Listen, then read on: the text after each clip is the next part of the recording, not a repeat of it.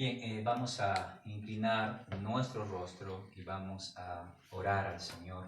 Vamos a preparar nuestro corazón para buscar el rostro de nuestro Dios y para que el Señor nos pueda ministrar. Entonces, oremos de todo nuestro corazón al Señor. Padre, en el nombre de nuestro Señor Jesucristo, te adoramos y te bendecimos. Te exaltamos, Señor. Gracias, Padre, porque creemos lo que tú harás con nosotros. Creemos lo que tu obra, Dios mío, se manifestará. Que tu poder se hará realidad.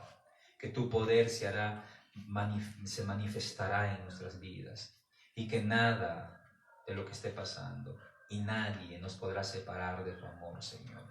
Entendemos que estamos viviendo un montón de situaciones, pero que en medio de ello, Señor, oramos para que la fe se fortalezca en el nombre de Jesús y que tu amado Espíritu Santo more y reine en nuestras vidas. En el nombre de nuestro Señor y Salvador Jesucristo. Amén. Amén. Muy bien, vamos a ubicar en nuestras Biblias el pasaje de San Juan capítulo 16. Primero vamos a leer San Juan 16, unos versículos. Vamos a leer los primeros versículos de San Juan 16, versículo 1 y 2, 3 y 4. Luego vamos a ir al último versículo del 33. Dice así: estas cosas os he hablado para que no tengáis tropiezo. Os expulsarán de las sinagogas, y aún viene la hora cuando cualquiera que os mate pensará que rinde servicio a Dios. Y harán esto porque no conocen al Padre ni a mí. Mas os he dicho estas cosas para que cuando llegue la hora os acordéis de que ya se los había dicho. Ahora, el versículo 33. Estas cosas os he hablado para que en mí tengáis paz. En el mundo tendréis aflicciones, pero confiad, yo he vencido al mundo. Entonces, en este texto ya encontramos que el Señor está previniéndonos, o el Señor nos está hablando a sus discípulos de que iban a ser perseguidos, de que iban a enfrentar situaciones y ocasiones que iban a producir mucho dolor en sus vidas. Otro de los pasajes que queremos leer, y quiero leerlo en la NTV, porque ya nuestra hermana Janet había leído en la Reina Valera, es Romanos 8, 35 a 39, y quiero leerlo en la NTV. Dice así: ¿acaso hay algo que pueda separarnos del amor de Cristo? ¿Será que Él ya no nos ama si tenemos problemas o aflicciones? Si somos perseguidos o pasamos hambre o estamos en la miseria o en peligro o bajo amenaza de muerte. Como dice la Escritura, por tu causa nos matan cada día, nos tratan como a ovejas en el matadero. Claro que no, a pesar de todas estas cosas, nuestra victoria es absoluta por medio de Cristo, quien nos amó. Estoy convencido de que nada podrá jamás separarnos del amor de Dios, ni la muerte, ni la vida, ni ángeles, ni demonios, ni nuestros temores de hoy, ni nuestras preocupaciones de mañana. Ni siquiera los poderes del infierno pueden separarnos del amor de Dios. Ningún poder en las alturas ni en las profundidades. De hecho, nada en toda la creación podrá separarnos del amor de Dios que está revelado en Cristo Jesús nuestro Señor. Como ustedes ya se habrán dado cuenta, el Señor Jesús habló de persecuciones, habló de tribulaciones. El Señor habló de esto. Y el apóstol Pablo también lo menciona. Nosotros en el texto que acabamos de leer podemos encontrar muchas situaciones o ocasiones que bien podemos llamarlo crisis. Son ocasiones que nos habla, por ejemplo, problemas, aflicciones, persecuciones, miserias, peligros, amenazas de muerte, nos habla de una serie de situaciones que van a producir, que van a causar dolor en la vida de sus discípulos, que van a causar dolor en la vida de sus discípulos, y que ese dolor será motivo de sufrimiento, es decir, que los discípulos enfrentarán sufrimientos como consecuencia del dolor ocasionado por las situaciones, por las crisis que ellos estaban viviendo. Es también interesante que el Señor Jesús les dice que en el capítulo 16, verso 2, que serán expulsados de las sinagogas, es decir, que los discípulos iban a ser perseguidos no solamente por la gente que no conocía a Dios, sino que líderes espirituales, los miembros de las sinagogas, los iban a expulsar. Imagínense, se sobreentiende de que los líderes espirituales nos tenían que ayudar, nos tenían que fortalecer, pero aquí Jesús habla de que los líderes espirituales, los líderes religiosos, van a perseguir a los discípulos. Entonces Jesús ya les había hablado y Pablo así lo remarca. ¿A dónde quiero llegar? ¿Cuál es el mensaje que yo quiero transmitirles a ustedes? Que el sufrimiento es una reacción al dolor producido por las crisis, y la mejor manera de enfrentarlo es confiando en Dios. Entonces, esta es la idea principal que vamos a desarrollar en la exposición del tema en esta mañana. El sufrimiento es una reacción al dolor producido por las crisis, y la mejor manera de enfrentarlo es confiando en Dios. Entonces, esta es la verdad que quiero, la verdad bíblica, la verdad teológica que quiero compartirles a cada uno de ustedes. El sufrimiento es una reacción al dolor producido por las crisis, y la mejor manera de enfrentarlo es confiando en Dios. Klinevel, en su libro Asesoramiento y Cuidado Pastoral, cita al psiquiatra Gerald Kaplan en su obra Principios de Psiquiatría Preventiva, y nos dice que él distingue dos clases de crisis: crisis de desarrollo y crisis accidentales. El crecimiento humano es el resultado de haber enfrentado una serie de crisis, nos dice Klineberg citando al psiquiatra Gerald Kaplan. Y voy a leer la cita de este psiquiatra de su libro Principios de Psiquiatría Preventiva, citado por Klineberg. Las crisis del desarrollo, que es un tipo de crisis, son normales en el sentido de que acontecen como parte integral del crecimiento de todo o de muchos. Entre ellos está el nacimiento, el destete, o sea, cuando le quitan el seno al niño, aprender a usar los artefactos, ya sea de la cocina o del baño, conflictos, el conflicto edípico, ir a la escuela, ir a la adolescencia, dejar la casa paterna, completar los estudios, iniciar una nueva profesión, comprometerse, ajustarse al matrimonio, entre paréntesis también ajustarse a la soltería, el embarazo, la paternidad, la crisis de la edad madura, la pérdida de los padres, la menopausia, la jubilación, la muerte del cónyuge, la muerte de los amigos y a la larga la muerte propia. Estas experiencias producen tensión y son ocasiones de crisis para una persona en la medida en que proponen problemas para los cuales sus capacidades anteriores de enfrentar problemas son inadecuadas. Cada persona o cada etapa de desarrollo y crisis es la ocasión para una variedad de oportunidades para el cuidado pastoral o para el crecimiento personal, colectivo o social. Entonces, como ustedes se darán cuenta, estas ocasiones o eventos en nuestra vida generan crisis. Pregúntale a un niño que está dejando la infancia para pasar a la pubertad y luego a la adolescencia.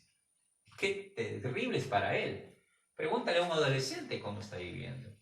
O a un joven que tiene que dejar su casa porque le salió un trabajo después de terminar la universidad para irse a otro lugar. Eso genera crisis. O a los padres cuando los hijos se casan, el síndrome del nido vacío también. Eso genera crisis. ¿Ve? ¿A qué nos referimos con el síndrome del nido vacío? Cuando los hijos ya se van de la casa. Justo conversábamos con Elsa estos días y le digo, un día nuestros hijos se van a ir y hoy están aquí jugando, haciendo travesuras con nosotros, pero un día se van a ir y vamos a extrañar sus gritos, vamos a extrañar sus travesuras y miraremos sus cuartos y sus cuartos estarán vacíos, miraremos otro cuarto, el cuarto estará vacío y ellos estarán cada uno en construyendo la vida que tienen que construir para adelante y la casa se estará vacía. Entonces, todo eso genera crisis. A eso el psiquiatra Gerald Kaplan lo llama las crisis de desarrollo. Pero también él pone otro tipo de crisis, que son las crisis accidentales. A continuación, lo cito de nuevo. Dice así: pueden ocurrir en cualquier edad, precipitadas por pérdidas inesperadas de lo que uno considera fuentes esenciales para satisfacer sus necesidades. Las experiencias precipitantes incluyen todos los acontecimientos de la vida. Por ejemplo, la pérdida de prestigio y de respeto, un accidente o intervención quirúrgica, una enfermedad mental o el alcoholismo, una deficiencia física, un embarazo no deseado, un desastre natural como una inundación o un terremoto o una calamidad social masiva, tal como una guerra o una depresión económica. Cierro comillas y cierro la cita. Y podemos agregar a ello o una pandemia mundial como la que estamos viviendo. Entonces, a esto lo llaman crisis accidentales, es decir, que no son propias ya del desarrollo humano, del desarrollo de un humano, sea hombre o mujer, sino que son accidentes. Entonces, esto también producen crisis, producen mucha crisis. Es decir, que las crisis, ya sean de desarrollo o accidentales, ambas nos producen dolor y por ende sufrimiento. Entonces aquí cabe hacernos la pregunta, ¿qué es el dolor y qué es el sufrimiento? Entonces vamos a responder esta pregunta, ¿qué es el dolor y qué es el sufrimiento? La gente siempre ha pasado por sufrimientos en diferentes momentos de su vida. Siempre habrá dolor y sufrimiento en el mundo. Ahora, con el propósito de entender, haremos una distinción entre el dolor y el sufrimiento. Aunque la mayoría de las enfermedades causan algún dolor, no siempre el que tiene dolor necesariamente sufre. El dolor puede ser definido como mayor o menor grado de molestia física. Es decir, el dolor tiene que ver con algo físico, puede ser un dolor agudo, un dolor menos agudo, pero tiene que ver con tu cuerpo físico. Por ejemplo, generalmente el dolor conlleva una operación y el medicamento recetado es, obviamente, para aliviar el dolor. Mientras tanto, que el sufrimiento, por otro lado, puede ser definido como la ansiedad, miedo, preocupación o impotencia existenciales que pueden o no acompañar al dolor. Diríamos entonces que el sufrimiento es una reacción al dolor. De allí esta frase que dice, el dolor es inevitable, el sufrimiento sí lo es. La ciencia de la psicología nos dice que hay 13 tipos de dolor. Imagínense, 13 tipos de dolor. A continuación se los enumero. Hay dolor agudo, hay dolor crónico, hay dolor físico, hay dolor emocional, que tiene que ver, los dolores emocionales tienen que ver con las heridas que no se ven, es decir, que están en el mundo interior o en la persona interior del niño, del adolescente, del joven, del adulto. Hay dolor psicológico, que es ya cuando este dolor de las emociones tiene que afecta con el cuerpo, también afecta la mente de las personas. Hay dolor neuropático, hay dolor nociceptivo, hay dolor psicogénico, hay dolor somático, que es ya cuando el dolor emocional empieza a manifestarse por el cuerpo. Hay dolor visceral, y esto tiene que ver, estos tres últimos dolores tienen que ver con la ansiedad. El dolor leve, dolor moderado, dolor severo. Entonces, nos dicen que hay 13 tipos de dolor y todos estos dolores pueden ser ocasionados, fíjense ustedes, ya sea por una crisis de desarrollo o por una crisis accidental, ¿no? Es decir, un adolescente puede tener dolor emocional, producto de su desarrollo, Y usted como papá tal vez no puede verlo por falta de empatía. Usted no puede darse cuenta que su hijo, adolescente o niño, está teniendo estas crisis emocionales, ¿no? O dolores o dolor emocional. O también puede ser que su hijo, por ejemplo, esté sufriendo de un dolor, de un dolor físico. Que eso es lo que mayormente lo, porque dice, me duele mi cabeza, me duele mi pancita, etcétera, me duelen mis espaldas, ¿no? O son dolores físicos. Entonces, estas situaciones, lo que quiero enfatizar es que estas situaciones nos producen dolor y que el sufrimiento es una reacción al dolor. Entonces, el dolor es inevitable. ¿Quién? Nosotros los seres humanos, aquí cuando estoy exponiendo, mi hijo John me escucha con atención y se ríe, porque ellos pueden darse cuenta que el dolor es algo que no podemos evitar. No lo puedes evitar. Si tienes caries en los dientes, te va a doler el diente. ¿Te das cuenta? Si estás, por ejemplo, estás creciendo, entonces estás en la etapa del desarrollo, el fémur se desarrolla, tienes dolores articulares. Y si ya estás en la tercera, en la edad de la adultez, o en la etapa de la adultez tardía, que tiene que ver con la vejez, también empiezan dolores musculares, dolores articulares. Y todo ese dolor no se puede evitar. Para ello están los medicamentos. Lo que sí es que el sufrimiento es la reacción al dolor que uno tiene. ¿Qué quiere decir? Tiene que ver con la ansiedad, como ya dije hace un momento, tiene que ver con la ansiedad, tiene que ver con la preocupación, tiene que ver con el miedo. Entonces, una persona, por ejemplo, que tiene una enfermedad mental y le dicen tienen que operarte, una aneurisma, por ejemplo, esa persona sabe que si le operan ya no va a, posiblemente puede morir en la operación, o puede ser que en su recuperación no recupere la totalidad de sus movimientos, de su parte física. Entonces, el saber eso, esa incertidumbre genera ansiedad, genera miedo, y ese miedo genera sufrimiento. Entonces, yo quiero mostrarte bíblicamente, primero vamos a ver cómo no debemos reaccionar al sufrimiento, y luego vamos a ver cómo sí debemos reaccionar al sufrimiento, bajo el tema titulado cómo estamos reaccionando al sufrimiento. O sea, cómo está reaccionando al sufrimiento, ya sea un sufrimiento causado por un dolor de una crisis emocional o por el dolor de una crisis accidental. Entonces, ¿cómo no debes reaccionar al sufrimiento? ¿Cómo no debes reaccionar al sufrimiento? Y para ello, quiero enfocarme desde la perspectiva de la teodicea, ¿no? Luego les explico qué es esto, y luego desde la perspectiva de la teología de la cruz. Entonces, ¿cómo no debo reaccionar al sufrimiento? La teodicea nos propone una idea cómo sí debemos reaccionar, pero que no es lo más saludable para reaccionar al sufrimiento. Y luego veremos la otra parte de la teología de la cruz. Cómo sí debemos reaccionar al sufrimiento y cómo no debemos reaccionar al sufrimiento. ¿Qué nos dice esta palabra técnica usada por Leibniz, teodicea, que tiene que ver con la justificación a Dios? Imagínense, hasta donde yo sabía, es el hombre quien necesita ser justificado por Dios. Pero estudiando, investigando, hay esta perspectiva de querer justificar a Dios. ¿Qué es justificar a Dios? Que es conciliar la existencia de Dios ante los que se oponían en duda por el hecho del mal en el mundo. La investigación que Leibniz realizó fue destinada a justificar fundamentalmente la existencia del mal y la bondad de Dios.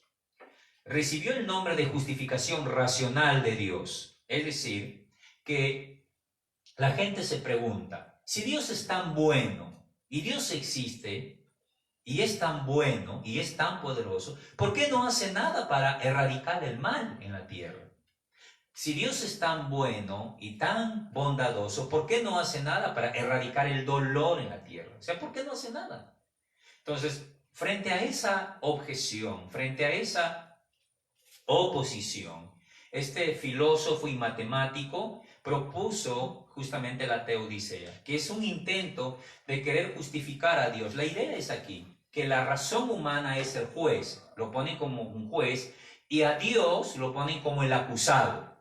Y obviamente los que lo acusan, que deben ser como especie de fiscales, acusan de que este Dios que dice que es todopoderoso, este Dios que dice que es bueno, que todo lo puede, sin embargo, no puede hacer nada frente al mal y frente al dolor humano, frente a tanta miseria humana, ¿no? Y frente a quién lo acusan. La acusación se la hacen a la razón humana. Entonces, la razón humana empieza a juzgar y a criticar a Dios, empieza a condenar a Dios, empiezan los alegatos. Acá los fiscales dicen, mire, aquí tantos niños sufriendo, tantas niñas sufriendo, tantos hombres llorando, tantos hombres muertos, no tienen que comer, estamos encerrados, y todo ello lo denuncian al juez. ¿Cuál es el juez? La razón humana, ¿no? Entonces, y tratan de juzgar a Dios, de acusar a Dios, y finalmente lo hallan culpable.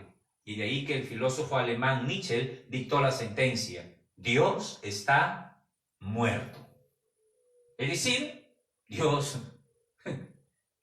fuera de aquí Dios, ¿no? Lo hallamos culpable, está muerto, porque si Él existiera y fuera bueno, no hubiera pues dolor, no hubiera coronavirus, no hubiera pandemia, no hubiera miseria, no hubiera nada de eso, pero Dios está muerto. Eso es lo que dijo Nietzsche, esa es la sentencia: Dios está muerto. Y usted puede verlo, cómo es que los líderes de opinión le dicen, pero un país laico, saquemos a la Biblia, saquen a Dios de las escuelas, ¿no? Después de esta sentencia, ¿qué se hizo? Dios fuera de las universidades, Dios fuera de las escuelas, Dios fuera de los colegios, Dios fuera de todo, fuera de la televisión, fuera de los medios de comunicación, Dios fuera de aquí, no queremos. ¿Por qué? Porque Dios está muerto, y claro, y cuando alguien se muere, ¿qué hay que hacer? Usted no puede quedarse con el cadáver allí, ¿o sí? Cuando alguien se muere hay que enterrarlo. Entonces, para esta gente que se oponía a que la bondad de Dios y al poder de Dios, a la omnipotencia de Dios, llegaron a esta conclusión: Dios está muerto y a Dios lo sacamos. Dios fuera de nuestras vidas, Dios fuera de la familia, Dios fuera de los hijos, Dios fuera de los jóvenes, Dios fuera de todo. No queremos saber nada de Dios. Entonces, frente a esta perspectiva, este filósofo matemático, Leibniz, propuso esto, la teodicea. ¿Qué quiso? Él quiso justificarlo a Dios, es decir, como defenderlo a Dios de todas estas acusaciones. Lo que la Biblia nos enseña no es que Dios tiene que ser justificado, sino que es el hombre el que tiene que ser justificado por Dios. Es decir, el hombre debe de dejar de pelear con Dios. Y esta es la forma como no debes enfrentar el sufrimiento. No te pongas a pelear con Dios, no te enojes, no te amargues con Dios. Mira lo que nos dice el profeta Isaías en el capítulo, creo que 45, el versículo 9, 10. Voy a leerlo en la Reina Valera y luego voy a leer en la NTV. Dice así: ¡ay del que pleitea con su hacedor! El tiesto con los tiestos de la tierra. Dirá el barro al que lo labra: ¿qué haces? ¿O tu obra no tienes manos? ¡ay del que dice al padre: ¿por qué me engendraste? Y a la mujer: ¿por qué me pariste? Imagínense. Permíteme ahora leer en la Nueva Traducción Viviente. ¿Qué aflicción espera a los que discuten con su Creador? ¿Qué aflicción espera a los que discuten con su Creador? ¿Acaso discute la olla de barro con su hacedor? ¿Reprocha el barro al que le da forma diciéndole: detente, ¿lo estás haciendo mal? Exclama la olla: ¿qué torpe eres? Qué terrible sería si un recién nacido le diría a su padre: ¿por qué me engendraste? O le diría a su madre: ¿por qué me pariste? Esto dice el Señor, el Santo de Israel, tu Creador. ¿Pones en tela de juicio lo que hago por mis hijos? ¿Acaso me das órdenes acerca de la obra de mis manos? Es decir, Las personas frente al sufrimiento, aquí Isaías nos está diciendo que empiezan a altercar con Dios, empiezan a renegar con Dios, empiezan a enfadarse con Dios. Y él usa muchas metáforas, muchos ejemplos para mostrarnos esta idea de que no vale de nada que usted se ponga a enojarse y a pelear con Dios. Él nos dice, por ejemplo, ¿acaso la olla de barro le puede decir a su hacedor, decir al alfarero, ¿por qué me estás haciendo así? O la olla le puede decir al alfarero, estás haciendo mal tu trabajo. No me gusta cómo le estás haciendo. O ¿acaso un niño, un recién nacido, le puede decir a su papá, ¿por qué me engendraste tú? O a su mamá, ¿por qué me pariste? Bueno, yo sé que hay adolescentes que le dicen eso a su mamá y a su papá, ¿no es cierto? Pero un recién nacido, no hay tal cosa. Entonces, veamos Romanos capítulo 9, 19 al 21, que también el apóstol Pablo nos dice aquí esto. Y voy a leer en la NTV. Dice así: ahora bien, ustedes podrían decir, ¿por qué Dios culpa a las personas por no responder? ¿Acaso no hicieron sencillamente lo que Él exige que hagan? No digan eso. ¿Quién eres tú, simple ser humano, para discutir con Dios? Esa es la pregunta que hace el apóstol Pablo. ¿Quién eres tú, simple ser humano, para discutir con Dios? ¿Acaso el objeto creado puede preguntarle a su creador, ¿por qué me has hecho así? Cuando un alfarero hace vasijas de barro, no tiene derecho de usar del mismo trozo de barro para hacer una vasija de adorno y otra vasija para el arrojar la basura, pregunta el apóstol Pablo. Es decir, ¿acaso el alfarero, cuando tiene un poco de barro, no puede agarrar de ese poco de barro una parte de barro para hacer una vasija de adorno y otra parte de ese barro para hacer una vasija para recoger la basura? Y el barro podrá quejarse y decir, ¡ey, ¿por qué me estás poniendo a mí aquí a recoger basura? ¿Qué te pasa? Yo no quiero ser depósito de basura. Entonces, esa es la forma como tú no debes enfrentar el sufrimiento causado o reaccionar frente al sufrimiento. Es decir, ponerte a discutir con Dios. Yo escucho mucha gente que hace eso. No, ¿por qué, Dios? Están enfermos y dice, si yo soy tu hijo, Señor. O te dan un diagnóstico negativo y luego te ponen, no, ¿qué van a decir la gente? ¿Qué van a decir mis conocidos? Que seguramente yo he hecho algo malo. Y eso te genera ansiedad, te genera miedo, te genera dolor. ¿Por qué? Porque estás discutiendo con Dios, estás tratando de acusar a Dios y te olvidas que tú eres la obra y que Dios es el hacedor. Nos olvidamos que nosotros somos hechura de sus manos, que nosotros somos como el barro en las manos del alfarero. Gloria a Dios. Entonces, el hombre que discute o alterca con Dios es semejante al hombre que clava clavos, que clava clavos con las puntas invertidas en una pared y luego los golpea. No son los clavos los que terminan adoloridos y sufriendo. Es el hombre mismo el que termina adolorido y sufriendo. En Hechos 9 nos narra la conversión de Saulo de Tarso. Saulo de Tarso era un judío educado a los pies de Gamaliel, muy celoso de la tradición judía, y él veía a los cristianos como herejes y a Jesús como un falso Mesías. Entonces él se propuso erradicar a los cristianos y erradicar a Jesús. Dijo, no queremos saber nada con Jesús y nada con los cristianos. Fue y pidió permiso, pidió autorización de las autoridades para ir y perseguirlos y matarlos y aniquilarlos a los cristianos. ¿Qué les parece?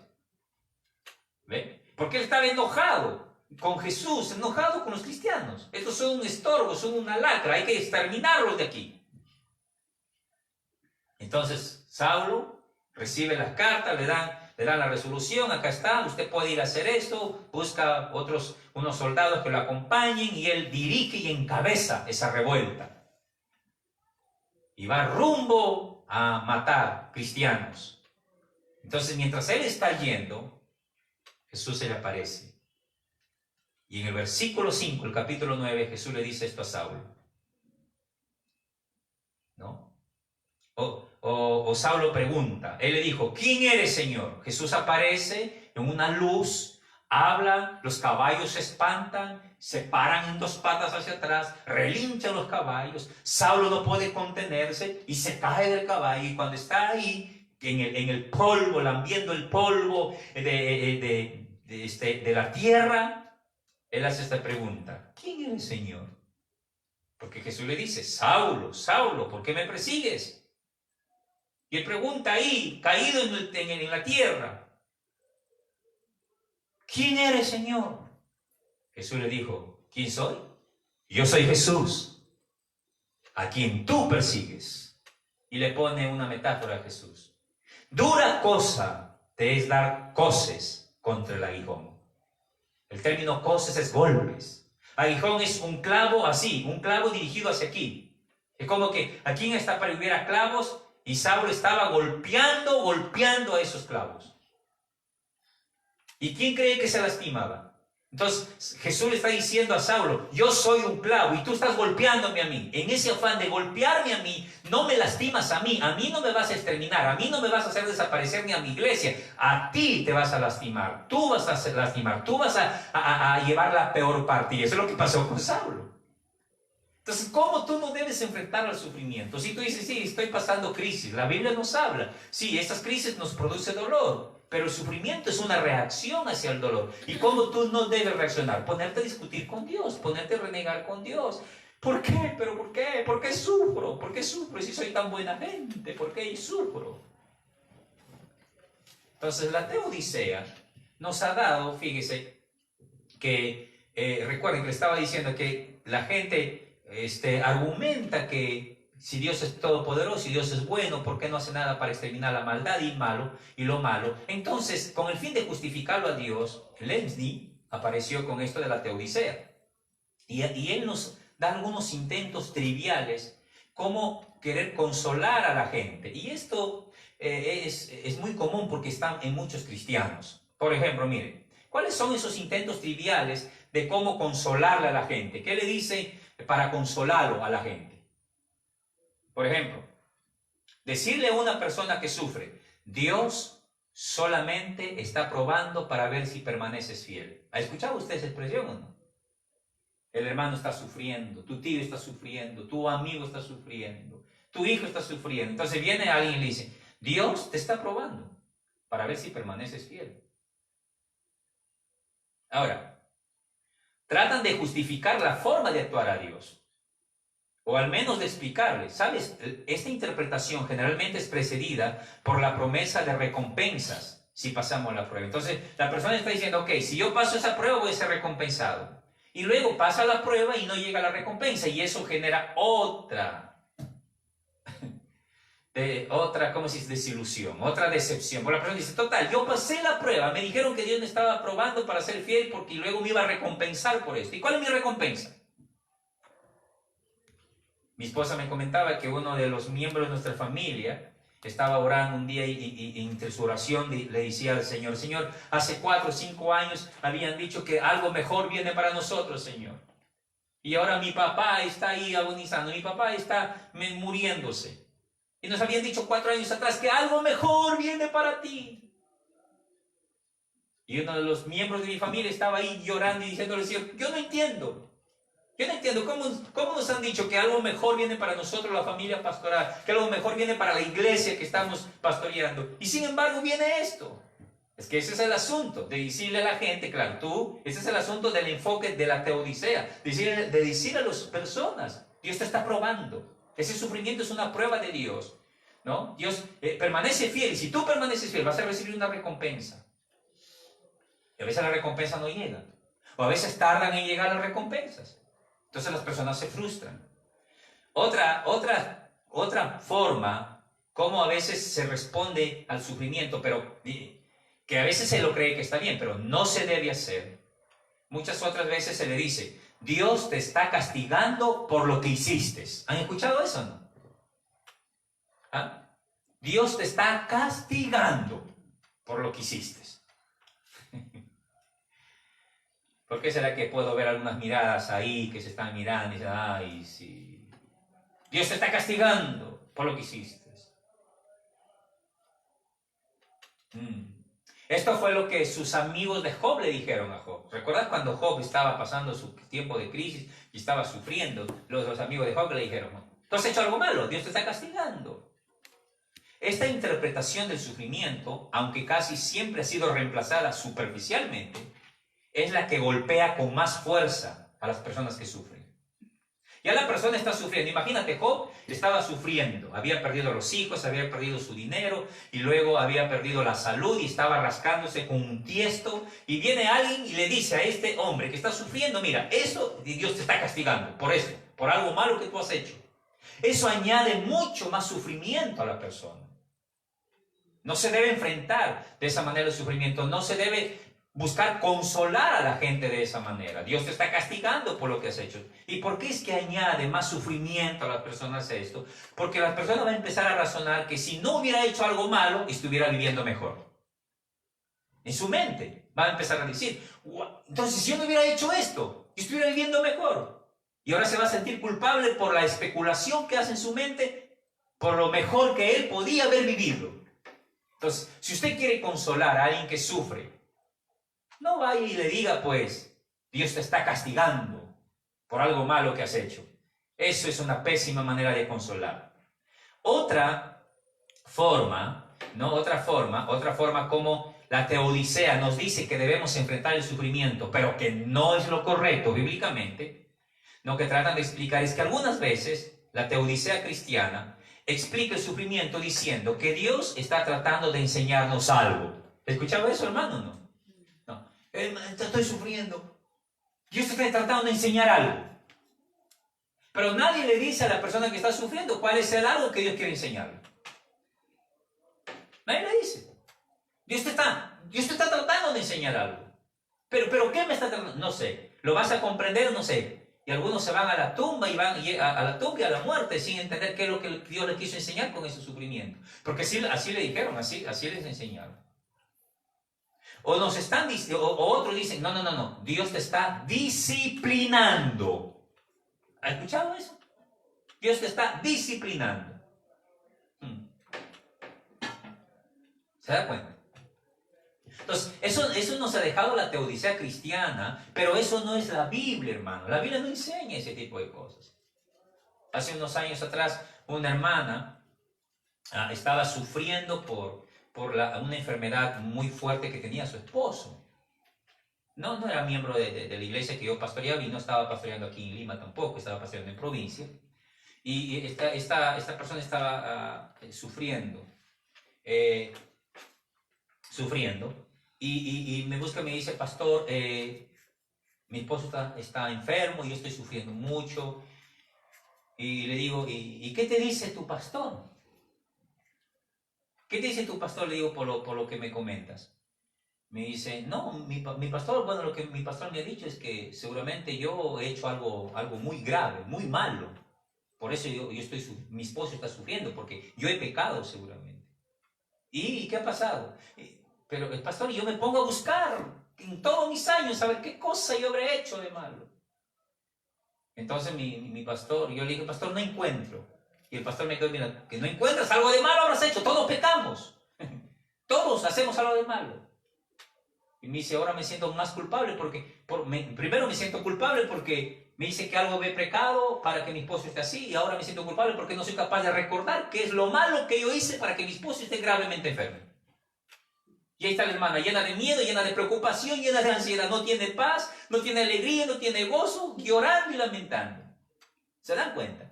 Entonces, no se debe reaccionar de esa manera frente al sufrimiento. Y no trate de aconsejar así. Ahora, hay algo mucho más engañoso, fíjese. Hay algo mucho más engañoso.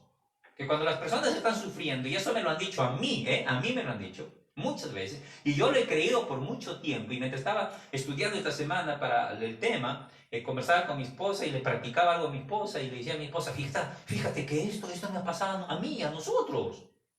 Aquí viene. ¿Cuál es esta? Dios tiene un plan para ti, y el sufrimiento es parte de él. No me vas a decir que no te han dicho así. ¿Ah? A ver, mírense y compartan con el hermano que está al lado, porque estamos en ayuno. A ver, no me vas a decir que cuando has estado sufriendo, no ha venido alguien muy espiritual, qué sé yo, y te ha dicho, hermana, hermanito, mira, Dios tiene un plan para ti, créeme. Y el sufrimiento es parte de ese plan que Dios tiene para ti. Entonces uno termina creyendo eso. Entonces uno dice, sí, sí. Y uno saca esperanza y valor. Tal vez dice, no, bueno, voy a aguantarlo, voy a enfrentarlo aquí, porque voy a seguir confiando en Dios, porque como Dios tiene un plan para mí, y este sufrimiento es parte de ese plan. La Biblia nos habla de que vamos a sufrir, que vamos a enfrentar situaciones difíciles. Pero de que el sufrimiento sea parte del plan que Dios tiene para nosotros. Yo le voy a decir algo, hermano y hermana. El único plan que Dios tiene para nosotros, y el único plan del que podemos estar recontra seguro, y yo le digo, yo estoy así recontra seguro, y que usted puede estar recontra seguro, el único plan que Dios tiene para nosotros, y que puede usted estar seguro, es el plan de nuestra salvación. Después todo lo otro, eso que se ha inventado planes, que fíjese que es muy peligroso a decir a las personas que tengo un plan, que tengo un plan, que tengo un plan, que tengo un plan. Porque parece que Dios tiene un plan independiente para cada persona. ¿Se ha dado cuenta de eso o no? ¿Ah? Parece que Dios tiene un plan independiente para John, otro plan independiente para Frank, otro plan independiente para Abigail, otro plan para mi esposo, otro plan para mí. Y todo el mundo quiere su plan, y todo el mundo anda con su plan diciéndole, Dios, este es mi plan, o cuál es mi plan para mí. Bueno, Dios tiene un solo plan, y de eso yo estoy seguro, que es salvarnos. Salvarnos del poder del pecado. Y todos los otros planes o metas, que lo podemos llamar las bendiciones que Dios tiene para nosotros, o las bendiciones de la cruz, son metas que tú puedes ir alcanzando y que Dios te va a dar la fuerza y el conocimiento y la sabiduría para ayudarte. Pero cuando se le dice a la persona que el sufrimiento es parte de ese plan que Dios tiene para él, es una manera engañosa de ayudarlo a enfrentar el sufrimiento. Ahora, ¿por qué es una manera engañosa? Te estás preguntando. Porque nosotros los cristianos sabemos que vivimos en un mundo caído. Yo no sé si tú lo sabes, ¿ah? Pero nosotros los cristianos, que conocemos la Biblia y estudiamos las Escrituras, sabemos o entendemos que vivimos no en el cielo, hermanos. ¿Dónde vivimos, hijos? En el mundo. No vivimos en el cielo, no estamos en el paraíso. Vivimos en el cielo. Y vivimos en San Juan de Lurigancho, en Bayóvar, primera zona de Bayóvar, en Ramón Castillo. Aquí vivimos, en el mundo, en la tierra. Entonces, nosotros los cristianos sabemos que vivimos en un mundo. ¿Y cómo es este mundo? ¿Qué nos dice la Biblia de este mundo? Que es un mundo caído. Que es un mundo imperfecto. Y que siempre habrá sufrimiento. Debido a las crisis de desarrollo, a las crisis accidentales, tales como una enfermedad físico-mental o muerte de un familiar. Y que aunque queremos, como cristianos, escúcheme, aunque queremos creer en la posibilidad de una cura para cada enfermedad, qué lindo fuera, ¿sí o no? Queremos creer que hubiera una cura para cada enfermedad y que ya hubiera la cura para el coronavirus y que todos puedan volver a su vida. Queremos creer esto. También aceptamos la realidad que este mundo también es un mundo pecaminoso. Es decir, ninguno de nosotros saldrá vivo de este mundo. Usted dirá, ¿por qué? Porque la paga del pecado, ¿cuál es? La muerte. La paga del pecado es la muerte. De allí que la mejor manera para que el hombre enfrente el sufrimiento es que sea justificado por Dios. Ya que aquel que es justificado por Dios a través de la fe en Jesucristo tiene paz para con Dios. Y si tiene paz para con Dios, tiene paz para consigo mismo. Y si tiene paz con Dios y consigo mismo, tiene paz con su prójimo. Tiene paz con el entorno social. Tiene paz no importando la crisis, como la canción que cantábamos al inicio del culto y como lo que dice Pablo en Romanos. No importando. ¿Qué nos dice el apóstol Pablo en Romanos? Mira las situaciones que vamos a enfrentar. Él nos dice problemas, aflicciones, perseguidos, hambres, miserias, peligro de muerte, amenaza de muerte, nos llevan como ovejas al matadero. Ni el poder del infierno, ni el poder de los demonios, nada ni nadie nos podrá separar del amor en Cristo Jesús. Gloria a Dios. No nos podrán separar del amor de Dios. Pero cuando nosotros somos justificados con Dios, por eso, la mejor manera de que usted, mi amigo que me escucha, pueda enfrentar el sufrimiento, no es renegando con Dios, no es peleando con Dios, no es enojándose con Dios, sino es siendo justificado por Dios y poniendo nuestra fe en Jesucristo. Aleluya. Gloria a Dios. Recuerde, el sufrimiento es una reacción al dolor por las crisis. Y la mejor manera de enfrentarlo no es renegando con Dios, es confiando en Dios. Entonces, ¿cómo sí debemos reaccionar al sufrimiento? Y ahora vamos a ver cómo sí debe usted reaccionar al sufrimiento, yo cómo debo reaccionar al sufrimiento. Y obviamente para ello tenemos que ver la cruz de Cristo. La cruz de Jesús. Necesitamos recordar la teología de la cruz. Jesús en el Getsemaní.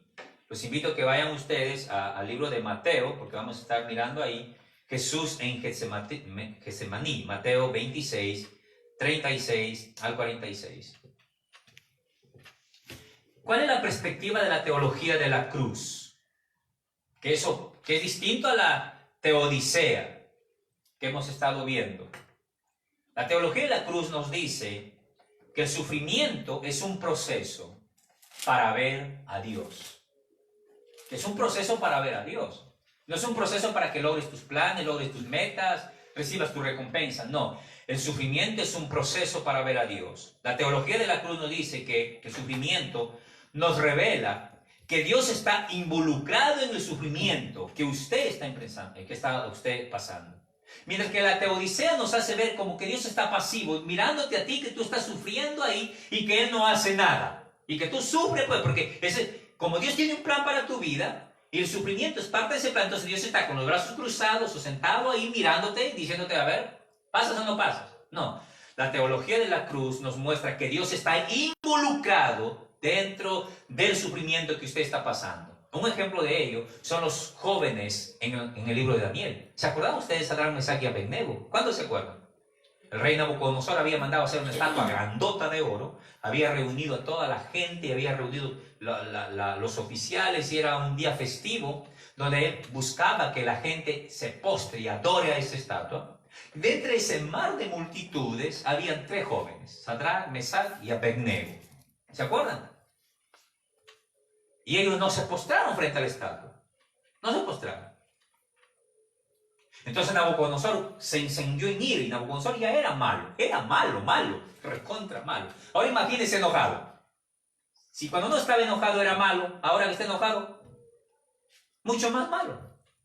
Era un rey implacable, era un rey que no tenía piedad, no era compasivo. Entonces cuando vio que estos jóvenes no se postran, mandó ordenar que calienten el horno 7 veces más, porque él había dicho que aquel que no se postre para adorar esa estatua iba a ser lanzado a ese horno de fuego.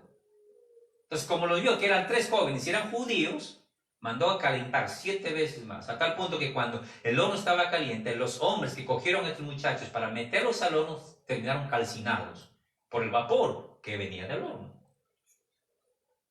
Pero fíjese, el fuego estaba ahí 7 veces más caliente y lanzan a Sadrach, lanzan a Mesach y Abednego. Si usted ha leído esa historia que está en el libro de Daniel, del profeta Daniel, usted se dará cuenta que alguien más estaba con ellos adentro. Y Nabucodonosor lo vio, porque Nabucodonosor dice, no eran 3 los que yo metí adentro, mandé a meter adentro. ¿Por qué yo veo 4? Y el cuarto dice, parece una divinidad. Es que esa es la teología del sufrimiento. Los muchachos estaban ahí. ¿Que usted cree que no tuvieron miedo? ¿Usted cree que no tuvieron preocupación? ¿Que no se les aceleró el corazón cuando estaban acercándose para meterlos al fuego? Pero no es que Dios se quedó ahí mirando, diciéndole, bueno, pues tu problema, a ver, tú aguántatelo ahí. No, ellos dijeron a Nabucodonosor, el Dios a quien nosotros servimos nos va a librar de tus manos. Y si aún Él no nos quiere librar, miren, si aún Él no nos quiere librar, igual nosotros no te vamos a adorar. No vamos a arrodillarnos delante de ti. Y lo metieron ahí. Dios fue con ellos al horno de fuego. ¿Cuántos dicen amén? Y esta es la teología de la cruz, hermanos, es que Dios está involucrado en medio de tu sufrimiento. ¿Tú crees que estás solito ahí llorando en hambre? Cuando Pablo dice hambres, persecuciones, muerte, ¿tú crees que estás solo? No, hermano, no estamos solos. El Señor está involucrado en tu sufrimiento. Gloria a Dios. La teología de la cruz nos muestra, nos permite crecer, nos permite ver que el sufrimiento es para crecer y desarrollarnos espiritualmente.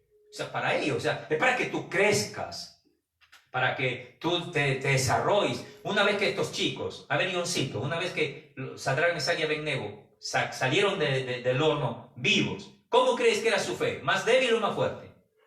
Más fuerte, ¿sí o no? Sus convicciones ahora eran mucho más fuertes. Su fe en el Señor ahora era mucho más fuerte. ¿Se da cuenta? Entonces, la teología de la cruz nos dice que el sufrimiento nos permite crecer, nos permite fortalecernos espiritualmente. La teología de la cruz nos dice que el sufrimiento ayuda a que los miembros construyan una relación con Dios en medio de ese sufrimiento. Construye una relación con Dios. Es decir, que la manera como tú debes ver el sufrimiento como una oportunidad de conocer a Dios, una oportunidad de ver a Dios, una oportunidad de construir una relación con Dios, no una oportunidad de recibir recompensas, de que si paso el sufrimiento recibo recompensas, de que Dios tiene un plan para mí, de que algo malo yo he hecho. No, hay gente que no ha hecho nada de malo. Dios dice de Job que es un hombre intachable, éticamente correcto, moralmente correcto, no hay otro como él. Pero él estaba allí sufriendo y venían sus amigos y decían, tú estás sufriendo porque has hecho algo malo. Y fíjate lo que dice Job en el capítulo 42. De oídas te había oído, pero ahora mis ojos te ven. ¿Qué quiere decir? Que ese periodo de sufrimiento lo llevó a conocerlo más a Dios. Aleluya. Y Dios quiera que, amados hermanos de la iglesia, que en este periodo que estamos viviendo podamos conocer más a Dios y podamos decir como Job, de oídas te había oído, había escuchado de ti, pero ahora te veo. ¿Cuántos dicen amén? Amén. Y a su nombre. Aleluya. La teología de la cruz nos muestra esto. Y en Getsemaní, la teología de la cruz nos enseña que Dios decide llegar a nosotros en la persona de su Hijo Jesucristo mediante su sufrimiento en la cruz. Y es en el Getsemaní donde comienza la jornada del sufrimiento de Jesús. Y vamos a leer porque ahí comienza la jornada del sufrimiento de Jesús. Dice, entonces llegó Jesús, Mateo capítulo 26, versículo 36 al 46. Dice, entonces llegó Jesús con ellos a un lugar que se llamaba Getsemaní y dijo a sus discípulos, sentaos aquí, entre tanto que yo voy allí y oro. Tomando a Pedro, a los dos hijos de Zebedeo, ojo con esto, miren, comenzó a entristecerse y a angustiarse en gran manera. Entonces Jesús le dijo, mi alma está muy triste hasta la muerte. ¿Ven? Quedaos aquí y velad conmigo. Yendo un poco adelante, se postró sobre su rostro, orando, diciendo, Padre mío, si es posible, pase de mí esta copa para que no sea como yo quiero, sino como tú. Vino luego a sus discípulos y los halló durmiendo y le dijo a Pedro, ¿así que no habéis podido velar conmigo una hora? Velad y orad para que no entres en tentación. El espíritu, la verdad, está dispuesto, pero la carne está débil. ¿Ve la conexión, lo físico con lo espiritual aquí? Eso es importante, lo vamos a mencionar más adelante. Otra vez fue y oró por segunda vez diciendo, Padre mío, si no puede pasar de mí esta copa sin que yo beba, hágase tu voluntad. Vino otra vez y los halló durmiendo, porque los ojos de ellos estaban cargados de sueño. Y dejándoles se fue de nuevo y oró, y por tercera vez diciendo las mismas palabras. Entonces vino a sus discípulos y le dijo, dormid ya, descansad. He aquí ha llegado la hora. El Hijo del Hombre es entregado en manos de pecadores. Levantaos, vamos, ved, se acerca aquel que me va a entregar. Entonces, aquí comienza la travesía del Vía Crucis de nuestro Señor Jesucristo, que termina en el Gólgota, clavado. ¿Qué nos enseña? ¿Qué nos enseña esta jornada del Señor Jesús? Jesús comienza su jornada a la cruz en el jardín del Getsemaní y nos muestra cómo carga nuestra cruz en medio del sufrimiento. Jesús rechaza la ruta escapatoria que tenía por ser Dios, lo que pudo haber impedido su sufrimiento. Él pudo decir, bueno, yo soy Dios, evito el sufrimiento. Pero él rechaza esa ruta. Él dice, no, esa no es la ruta. La ruta para salvar a la humanidad es enfrentar el sufrimiento. Entonces, Jesús rechaza la ruta escapatoria. Jesús, en el Getsemaní, luchó como todos nosotros con el peso del pecado. Y sin ser suyo, porque no era su pecado, era el pecado de todos nosotros. Y con la pena que produce el pecado. O sea, ¿cuál es la pena? La muerte.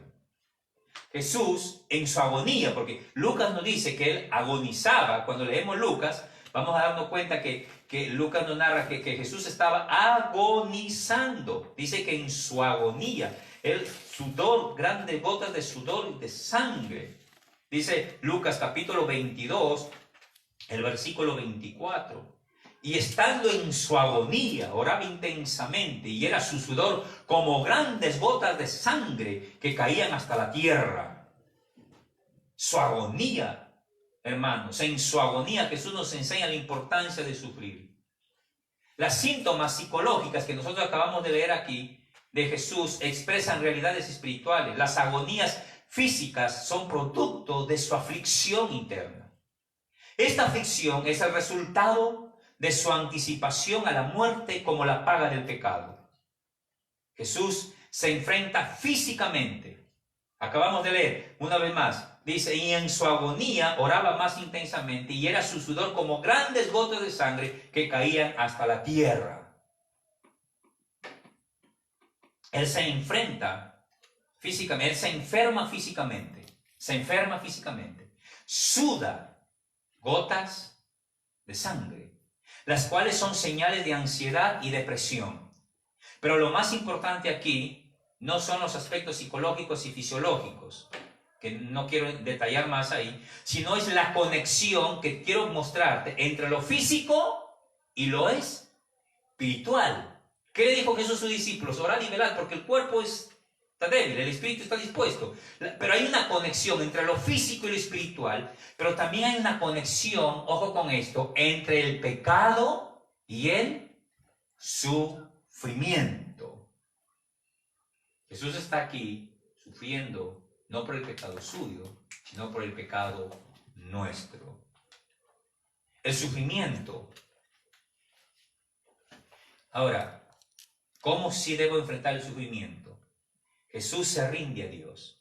¿Cuántas veces en la Biblia Diosito dice aquí que Jesús oró? ¿Cuántas veces? Reúne a sus discípulos, dice, quédense aquí, ven conmigo, y se va a orar.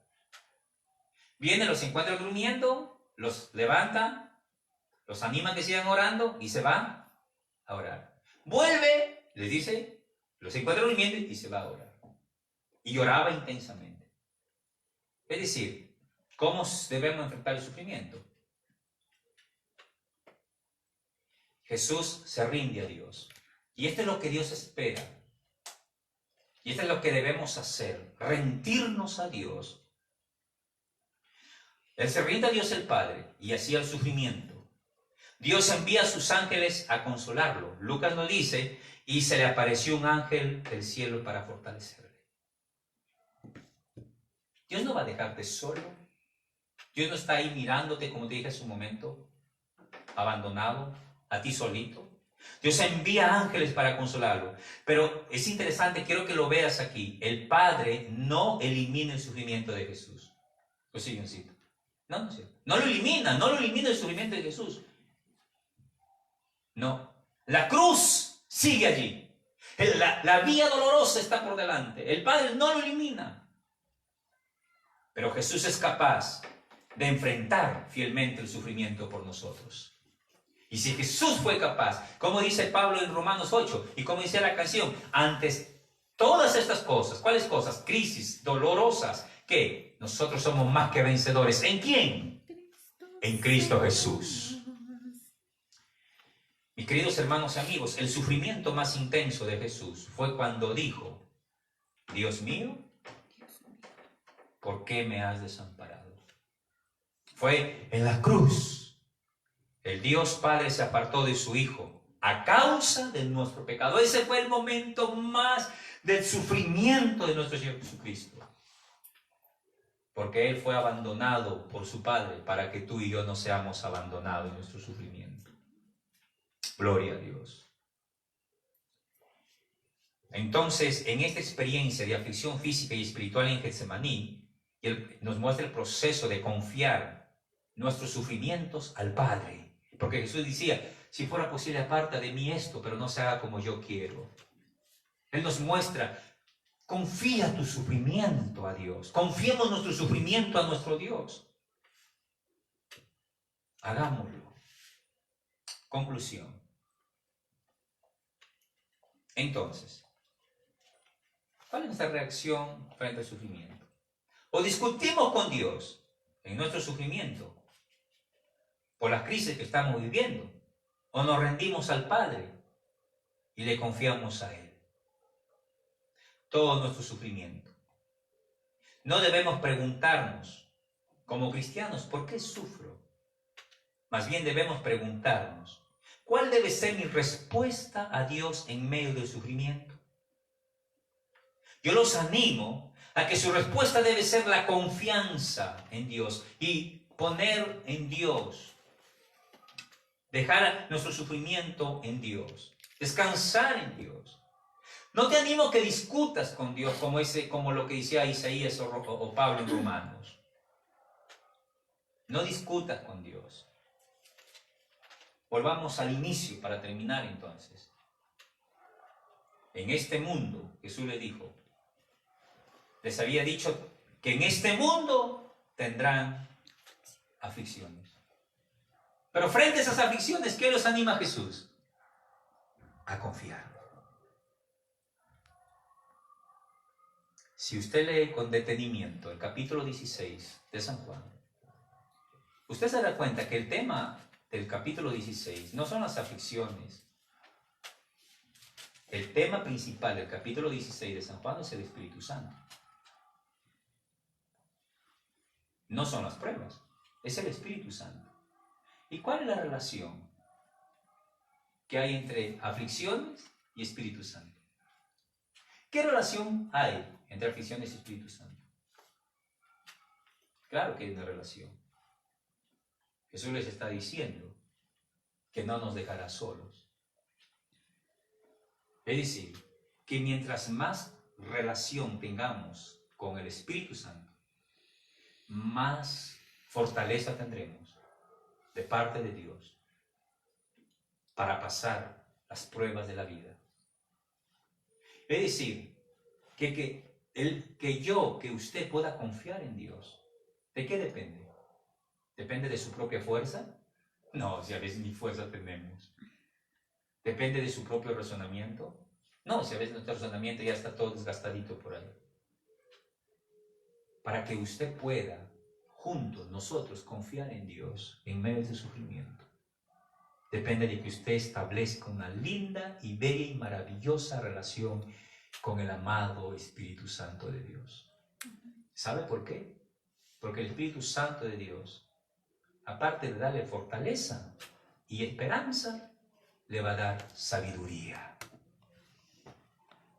Porque cuando están en situaciones de crisis, todos nos preguntamos, no sé qué hacer y ahora qué hago.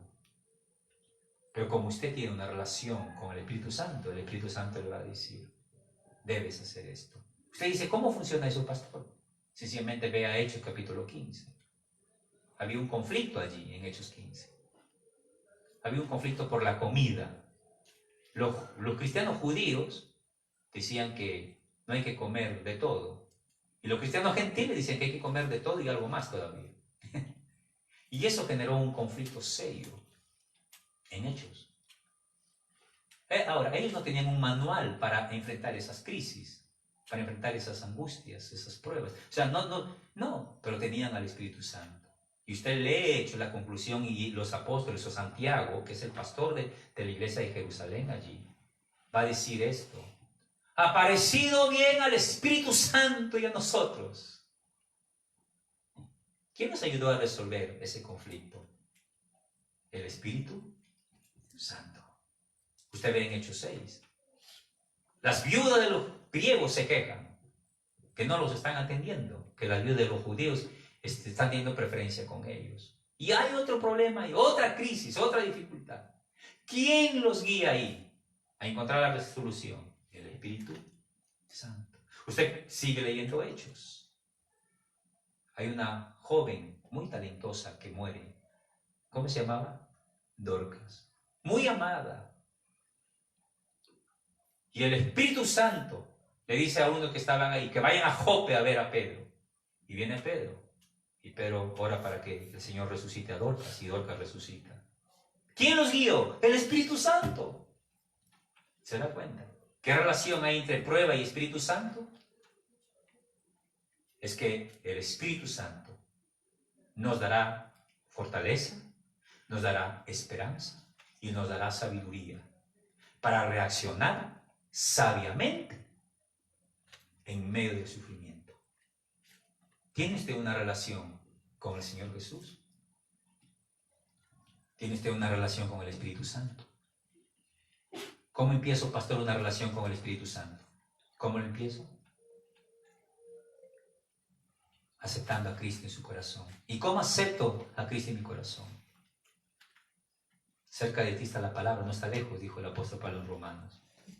Todo aquel que confesare con su boca será salvo. Si crees en tu corazón y confiesas con tu boca que Jesucristo es el Señor y que Dios lo levantó de los muertos, entonces serás salvo. ¿Cuál es su reacción frente al sufrimiento? ¿Confía en Dios o pelea con Dios? Así de simple. Como dice mi preciosa y bella hija, mi resumen de mi resumen de mi resumen de todo lo que he puesto es esto: la reacción al sufrimiento es confianza en Dios o peleas con Dios. Yo te animo que vayas por confiar en Dios. Aleluya. Amén. Vamos a ponernos en pie. Pongámonos en pie, por favor. Pongámonos en pie y vamos a orar.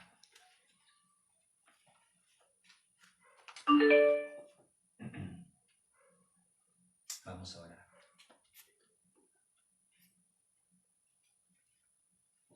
Cerremos nuestros ojos, por favor. Cerremos nuestros ojos, vamos a orar. Vamos a orar poniendo toda nuestra confianza en el Señor. Y tenemos que aprender a orar y orar y orar. Solo a través de la oración nosotros podemos lograr construir una relación con Dios y con el Espíritu Santo. Oremos entonces. Padre, te damos gracias por tu preciosa y bendita palabra expuesta en esta